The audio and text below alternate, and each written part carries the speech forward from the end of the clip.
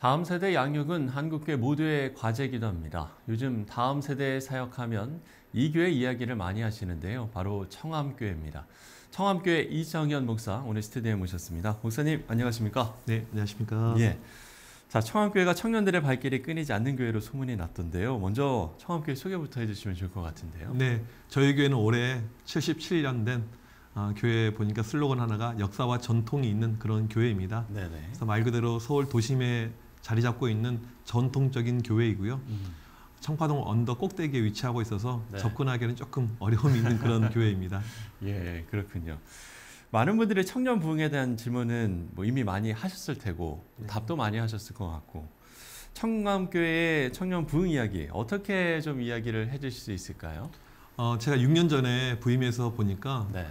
청년들이 없고 젊은 세대가 없는 그런 교회였습니다. 그래서 교회가 이대로 가면 큰일 날 것 같아서 교회 비전을 제시했죠. 네네. 서울에 청년들이 많이 있는데 우리 교회도 좀 청년이 많은 교회가 되면 좋겠습니다. 해서 이제 크게 세 가지를 저희가 하게 되었는데 첫 번째로는 청년들이 교회에 오는 이유가 은혜 받기 위해서지 봉사가 아니었으면 좋겠다라는 것이었습니다. 네네. 그래서 11시 예배에서 청년들을 다 좀 내보내는 파격적인 그런 일을 하게 되었고요.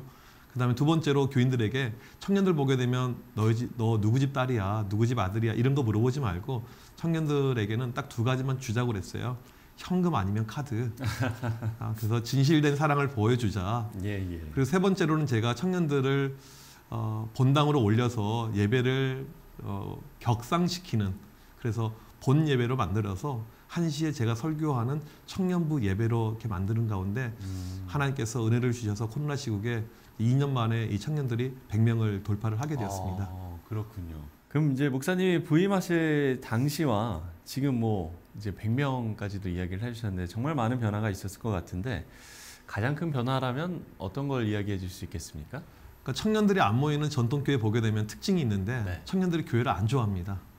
우리 교회에 대한 프라이드도 없고 교회가 별로고 재미도 없고 해서 근처에 있는 청년들 많이 모이는 교회로 가죠. 네. 그러니까 일례로 저희 교회 주변에도 우리나라에서 청년들이 가장 많이 모이는 교회가 2개나 이렇게 위치하고 있습니다. 그래서 청년들로 하여금 교회를 좀 좋아하게 만들자. 이것이 1차 숙제였습니다. 네네. 그래서 담임 목사가 먼저 앞장서서 나는 청년들을 위하는 사람이고 나는 청년들을 정말 소중하게 여긴다라는 것을 몸소 실천했죠. 그래서 부임과 동시에 청년부 예산을 3배를 올렸어요. 물질이 있는 곳에 마음이 있다고 해서 확실하게 보여주고 청년들의 헌신하고 이렇게 수고하는 모습을 보게 되면 그냥 말로 격려하지 않고 햄버거 브랜드 가운데 가장 비싼 거 서울에서 2만 원, 3만 원 이상 줘야 먹을 수 있는 것 그런 걸로 청년들을 항상 대접하고 그 다음에 교인들에게도 끊임없이 이런 것을 강조하는 가운데 말과 혀로만 사랑하지 말고 행함과 실천을 꼭 하시라고 그런 어떤 분위기를 이끌어가는 가운데 청년들이 많이 교회로 오게 된 것 같습니다. 예. 이런 이제 구조를 변화시키기 위해서 가장 필요한 거라고 해야 될까요? 네. 어떤 걸 좀 이야기해 주실 수 있겠을까요? 보통은 이제 청년부가 부흥하기 위해서 교회학교가 부흥하기 위해서 이제 구조적인 접근을 많이 하려고 하는데요. 예. 제가 볼 때는 구조보다 먼저 선행되어야 될 것은 분위기라고 생각이 됩니다. 분위기요. 네, 청년들을 위한 교회, 청년들의 교회, 청년들이 행복할 수 있는 교회 그런 교회를 만들어가는 것. 저희 교회에 어떤 일이 발생했냐면 청년부 분위기가 바뀌고 교회 온도가 달라지니까 네. 떠났던 청년들이 오기 시작을 하게 되었습니다. 그래서 전에는 숨어 있었고 교회 안 나왔고 아니면 다른 대형 교회 갔던 청년들이 다시 원래 교회로 오게 되었어요. 네네. 또 형제들 같은 경우는 군대를 갔다 오게 되면 보통 교회 안 나오는데 오히려 더 교회 열심히 하게 되었고요. 이 모든 것이 이제 분위기여서 청년들이 많아지니까 교회에서 교사라든지 이 섬김의 어떤 자리에도 청년들이 많이 배치가 되는 것을 보게 되었습니다. 이런 변화가 일어나기까지 목사님이 그럼 가장 중요하게 생각하셨던 건 어떤 걸까요? 청년들이 그냥 달라지지는 않더라고요. 네. 그러니까 이 친구들이 은혜를 받아야지 무엇인가 변화와 역사가 일어나게 되는데 지금 보게 되면 교회들이 청년들을 소모품으로 많이 생각해서 그냥 헌신을 강요하고 열정페이를 강요하는 가운데 지치다가 교회를 떠나고 지치다가 교회를 옮기더라고요. 네. 그래서 저는 처음부터 청년들이 봉사, 헌신보다는 먼저 은혜 받는 자리를 만들어주자 해서 예배가 열정적이고 청년들이 은혜를 느끼고 거기에 많이 참여하려고 하고 있고요. 저희가 수요일 날 같은 경우 수요 성령 집회가 이렇게 있는데 그때도 전체 인원의 절반이 청년들입니다.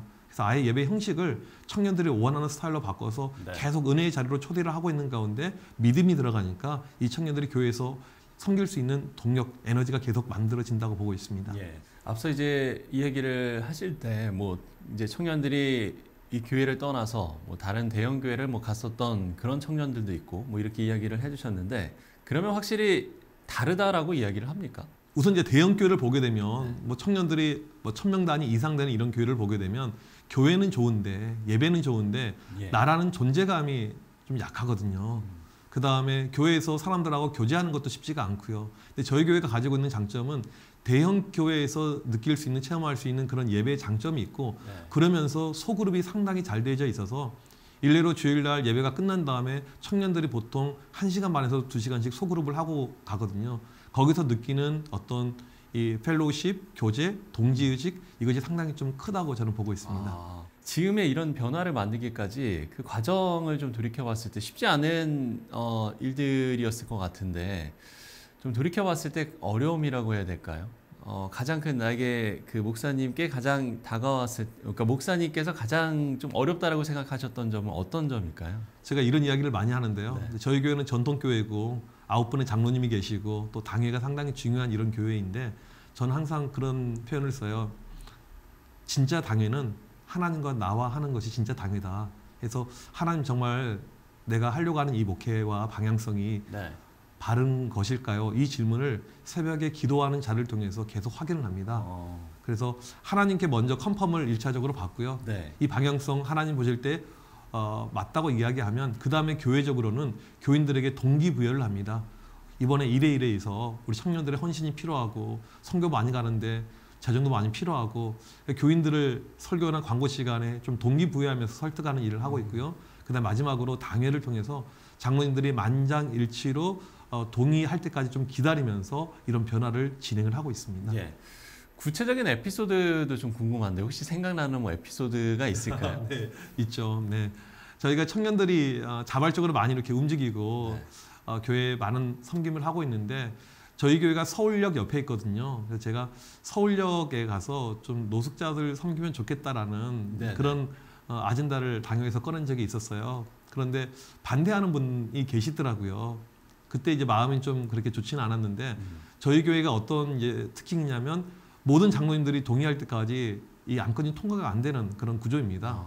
그래서 그냥 이제 묵묵히 기도하고 준비하고 있는데 실은 당회를 통과하려고 하는 목적과 이유가 재정 때문에 그렇거든요.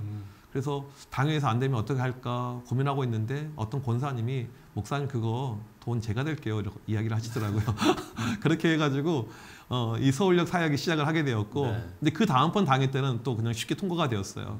그래서 조금만 기다리니까 하나님께서 하나님의 방법으로 많은 일들을 하시는구나 이걸 느끼고 있습니다. 예. 목사님께서는 다음 세대 전문 사역자로 그야말로 한국교회를 섬기고 계신데 다음 세대 사역 가장 중요한 거라면 어떤 걸 이야기해 주실 수 있겠습니까? 많은 교회에서 힘들고 어렵다라고 이제 어떤 부정적인 그런 소견들을 많이 이야기를 하거든요. 예. 한 국가도 그렇고 어떤 집단도 그렇고 결국 리더가 가장 중요하다고 생각합니다. 예. 그래서 리더십이 바른 결정을 하고 거기에 따른 바른 투자를 하게 되면 저는 모든 교회가 가능하다고 보거든요. 제가 이렇게 단정적으로 한 가지 이야기를 하죠. 다음 세대에 대한 부분은 담임 목사님과 교회 재정만 있으면 어느 교회나 가능합니다. 그래서 꼭 담임 목사님뿐만 아니고 교회 리더십에서 이거 우리가 밀어주자. 한번 힘을 실어주자. 일례로 저희 교회가 작년에 공사를 상당히 많이 했습니다. 그 공사 가운데 하나가 아이들 교육부서 화장실 공사였어요. 네네. 근데 이게 돈이 많이 들어가니까 처음에 없었던 계획의 공사였는데 이제 당회에서 어떤 이야기가 나왔냐면 이왕할 거 우리 아이들을 위한 길이고 교회 미래를 위한 길인데 그냥 합시다. 교회가 예산도 없고 재정도 없는데 그냥 진행이 되어서 화장실이 정말 제가 볼 때 전국에서 가장 애들 화장실 가운데 좋게 만들어졌어요. 그러니까 이런 어떤 리더십들의 결단들이 있으면 저는 안 되는 교회가 없을 거라고 생각이 됩니다. 청암교회에서 대안학교도 세우셨다고 들었는데 이 이야기도 좀 해주신다면요? 네, 대안학교를 하게 된 이유 중에 하나가 무엇이냐면요. 요즘에 아이들에게 믿음이 너무 없어요. 제가 우스갯소리로 이순신 장군처럼 신앙생활한다 이렇게 이야기합니다. 내가 교회 이순신 장군이 했던 유명한 말이 있잖아요. 그래서 이걸 약간 응용해서 내가 교회 다니는 것을 남에게도 알리지 말라. 아, 그래서 아이들이 급식 먹을 때 기도하는 애들이 거의 없어요. 그러니까 신앙 믿음이 거의 떨어져 버린 것이 이 시대의 가장 큰 이제 심각한 문제라고 보고 있어서 이 아이들 좀 믿음으로 가야 되는데 믿음이란 것이 그냥 되지 않고 투자가 필요하거든요.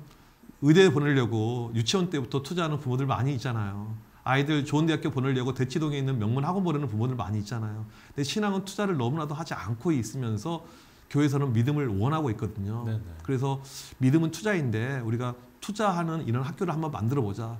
사무엘처럼 영적인 리더를 만들어 보자 해서 저희가 사무엘 크리스찬 아카데미라고 학교 이름을 지어서 이제 올해 3년째 가고 있고 지금 중학생들만 이렇게 있는 학교인데 네네. 저희는 매일 1교시가 예배이고요. 매일 2교시가 성경 읽기, 성경 필사, 성경 암송 이렇게 하고 있어요. 그래서 이 아이들을 믿음으로 한번 투자하고 있는데 제가 볼 때 그래도 2년 만에 많은 열매들이 그래도 나오고 있어서 앞으로 더 많은 기대가 되고 있습니다. 예.